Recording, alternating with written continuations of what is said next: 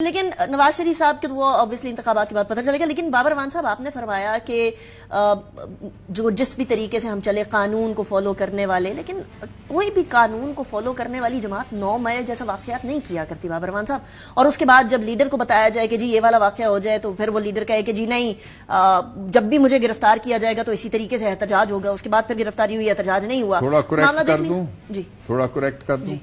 پہلی بات، عمران خان اس دن گرفتار تھے خود۔ دوسری بات، سپریم کورٹ نے ان کو بلایا۔ تیسری بار ان کا بیان جب وہ وہاں پیش ہوئے تو یہ نہیں تھا جو آپ کہہ رہی ہیں۔ اچھا، وہ بیان آپ نکال کے پڑھ لیجئے گا۔ ایک بات، دوسرا یہ ہے انہوں نے یہ نہیں کہا۔ اچھا میں نے جو کہنا تھا کہہ دیا، اس سے زیادہ میں اس ایشو پہ نہیں بات کرنا چاہتا، اس لیے کہ ہمارے نزدیک پاکستان کا جو سب سے بڑا پروکلیمنٹ ہو سکتا ہے اگر کوئی، کہ میں رول آف لا کے لیے کھڑا ہوں، لڑتا ہوں، اور پاکستان کی ریاست کے لیے میں کھڑا ہوں، میں لڑتا ہوں، اور اسلامو فوبیا کے خلاف میں کھڑا ہوں، میں لڑتا ہوں، وہ عمران خان ہے۔ کلیمنٹ ہونے میں اور پریکٹس کرنے میں بڑا فرق ہے بابر امان صاحب۔ ساری ان کی ساری زندگی ایسی ہے۔ انہوں نے کیا کسی کو اینٹ ماری تھی؟ وہ کیا باہر سڑک پہ نکل کے روڑے مار رہے تھے کسی کو کبھی اپنی پوری سیاسی زندگی میں؟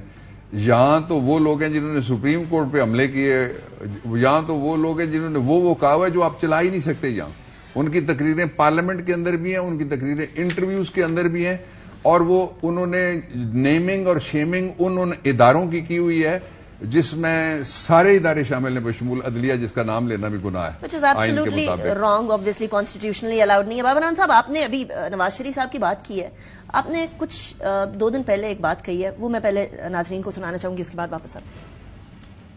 نواز شریف سے ہاتھ ہو گیا، جتنے مرضی کرپشن کے کیسز میں سے وائٹ واش کرتے رہے، جو اصل ڈسکوالیفیکیشن ہے وہ سمیع اللہ بلوچ ورسز شیروانی کیس میں سپریم کورٹ آف پاکستان نے تاحیات نااہلی لگائی ہوئی ہے، جس کو نہ ہائی کورٹ ختم کر سکتا ہے، نہ الیکشن کمیشن ختم کر سکتا ہے، نہ کوئی ریٹرننگ آفیسر ختم کر سکتا ہے۔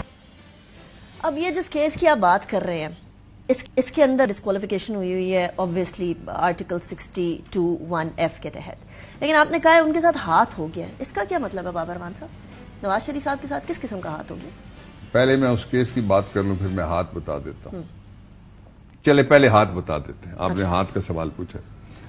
مجھے یہ بتائیں کہ کیا نون لیگ والے اس بات پہ چیخ نہیں رہے کہ ہم الیکشن میں ڈیلے قبول نہیں کریں گے؟ مجھے یہ بتائیں کیا یہ وہی نون لیگ نہیں ہے جن کی وجہ سے کے پی میں ابھی تک الیکشن نہیں ہو سکا بر وقت، پنجاب میں ابھی تک بر وقت الیکشن نہیں ہو سکا، اور مرکز میں ابھی تک بر وقت الیکشن نہیں ہو سکا؟ یہ کہتے تھے کہ کیا حیثیت ہے اس بات کی اگر سپریم کورٹ نے یا ہائی کورٹ نے یا لاہور ہائی کورٹ نے کہہ دیا کہ وقت پہ الیکشن کراؤ، ہم نہ بھی کرائیں تو تب بھی کوئی فرق نہیں پڑا۔ اب وہ وجہ کیا ہے؟ اب ہاتھ ہو گیا ہے نا، اور کیا وجہ ہے؟ نہیں، وہ تو پہلے کہہ رہے ہیں ہم کسی کے لاڈلے نہیں۔ امید ڈوب گئی، میں ذمہ داری سے کہہ رہا ہوں ہاتھ ہوا ہے، میں ذمہ داری سے کہہ رہا ہوں نواز شریف وزیر اعظم نہیں بنے گا، یہ خبر ہے۔ میں ذمہ داری سے کہہ رہا ہوں وہ تاحیات نااہل ہیں، تاحیات نااہل کرنے والے میں نہیں ہوں، میں کر بھی نہیں سکتا کسی کو، نہ کوئی مجھے کر سکتا ہے، عدالت کرتی ہے، 5 ججز کا فیصلہ ہے، اس ججز کے فیصلے کے خلاف انہوں نے اپیل کی تھی جس کو کہتے ہیں review petition under article 188 of the constitution, وہ ریویو ڈسمس ہو گیا، وہ ٹائم جو ہے وہ گزر گیا۔ پھر یہ جو نیا انہوں نے امینڈمنٹ کیا تھا کہ پیچھے سے جا کے کوئی اپیل کر سکتا ہے، اس کو سپریم کورٹ آف پاکستان نے نہیں مانا۔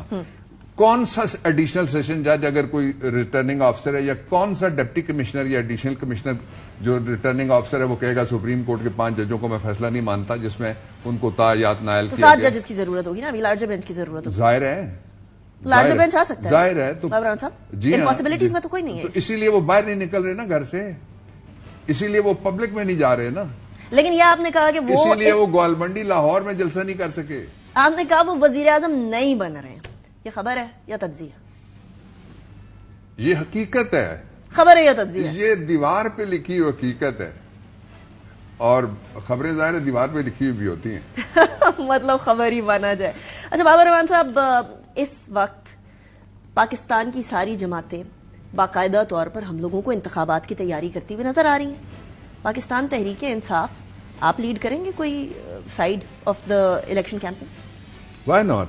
میں کب شروع کریں گے پھر؟ دیکھیں نا، ہم نے بارہا مطالبہ کیا، آج پھر کرتے ہیں راجہ سلطان سکندر صاحب سے اور الیکشن کمیشن آف پاکستان سے، جلدی پلیز، آپ نے وعدہ کیا تھا ہمارے ساتھ، اور آپ نے قوم کے ساتھ بھی وعدہ کیا ہوا ہے کہ جلدی اس کا شیڈیول آپ دے دیں. وہ کہتے ہیں کہ شیڈیول کے بعد ہم جلسہ جلوس آپ کا کوئی روکے گا تو ہم ذمہ دار ہیں, ہم اس کو دیکھیں گے.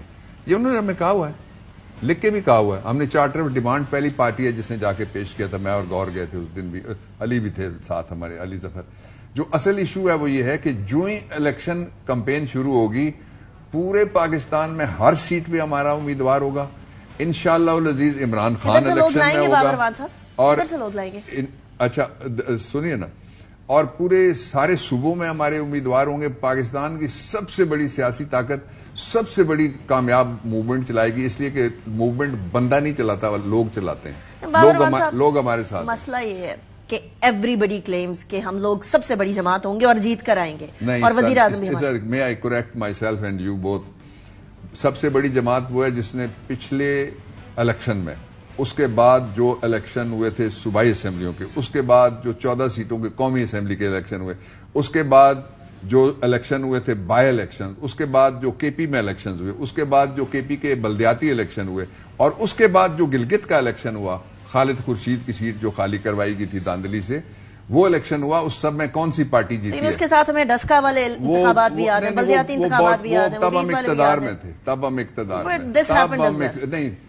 اس کے بعد جب سے ہماری گورنمنٹ گئی ہے, سائفر آیا, جب سے رجیم چینج ہوئی, اس کے بعد جو الیکشن ہوا ہے عمران خان کی جہاں تصویر گئی ہے 7 سیٹیں صرف تصویر گئی ہے, فاٹا میں تصویر گئی, وہاں سے بھی جیت گئے. اچھا بابر رحمان صاحب, لیکن امیدوار کون ہوں گے؟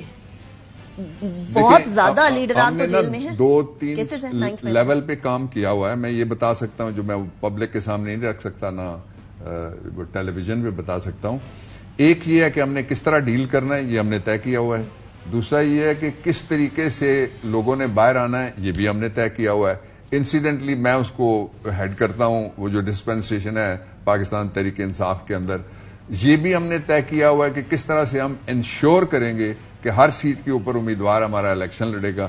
اور یہ بھی ہم نے طے کیا ہوا ہے کہ لوگ کس طرح سے بڑی تعداد میں باہر نکلیں گے. وہ بلکہ ہم نے نہیں طے کیا, ہم تو پیچھے رہ گئے. لوگ آگے, لوگ جائیں گے جی, ہمیں ضرورت ہی کوئی نہیں ہے. ہم نے ٹرک جلسوں کے لیے کبھی نہیں استعمال کیا, آپ نے دیکھے ہمارے جلسے لوگ خود آتے ہیں. Right. Babar Rahman sahab, thank you very much for joining me in the program. It was a pleasure having you. Break کی طرف جائیں گے.